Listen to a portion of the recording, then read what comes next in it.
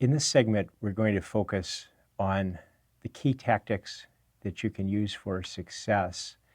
And earlier in the course, we talked about 3 key tactics. Number 1, getting to know the other side. Second, understanding your power.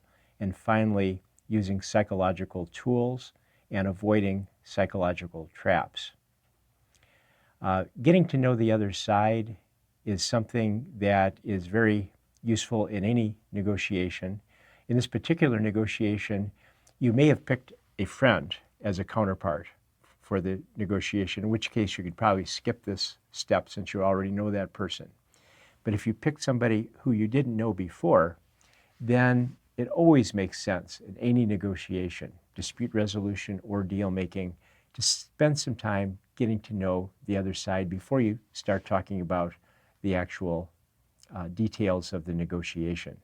As we discussed earlier, this is more difficult in some cultures than in others, but it's a very worthwhile exercise. Okay, second piece of this is understanding your power. And as we discussed in the course, there are a couple of elements of power.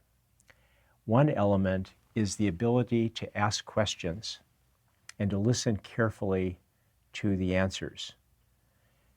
And so in this case, in this negotiation, did you ask questions?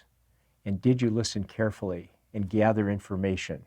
Because in a general sense, information is what gives you power in a negotiation. It's not talking, it's not trying to persuade the other side, it's listening carefully and gathering that information. For example, if you were Pat in this case, did you ask Tracy about the uncle? What's the name of your uncle? How old is your uncle? How long has your uncle been in the house? Why is the uncle selling? If you ask this type of question, then you can quickly put together a picture showing old person, bad health, rundown house, needs to sell. And that's going to be very useful information in your negotiation, especially when you move to the next aspect of power, and perhaps the most important aspect, and that's your BATNA strategy. Because the piece of information that specifically gives you power relates to BATNA. And so in this case, first of all, were you able to find out what their BATNA was and how powerful they are? And then second, once you find their BATNA, were you able to weaken their power? So, for example, let's say you're Tracy in this negotiation, and you learn that there's a company involved, and that if the company doesn't buy your property, they're going to buy another piece of property on Main Street for $265,000. Now, think of how you can play with that information to weaken their power. If you're Tracy, you're going to say to Pat, now, let me see if I have this straight. You're a large multinational company. You're coming into our little community. And the very first thing you do to build your corporate headquarters is buy a beautiful, well-maintained house on Main Street in a residential area, and you're going to flatten that house and cover the lot with asphalt and turn it into a parking lot. Can you imagine how outraged the people in this community are going to be? There are going to be protests.